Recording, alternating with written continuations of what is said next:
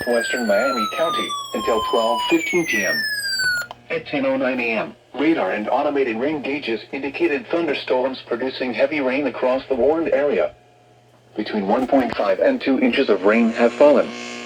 The expected rainfall rate is 1 to 1.5 inches in 1 hour. Additional rainfall amounts of 1 to 1.5 inches are possible.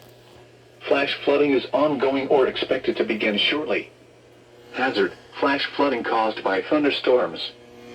Source: radar and automated gauges. Impact: flash flooding of small creeks and streams, urban areas, highways, streets and underpasses, as well as other poor drainage and low-lying areas. Some locations that may experience flash flooding include West Milton, Pleasant Hill, Clayton, Union, Laura, Potsdam, Ludlow Falls and Garland. This area has already received heavy rain earlier this morning. Turn around, don't drown when encountering flooded roads. Most flood deaths occur in vehicles.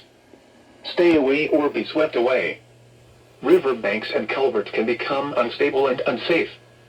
To report flash flooding, go to our website at weather.gov/ILN and submit your report via social media when you can do so safely.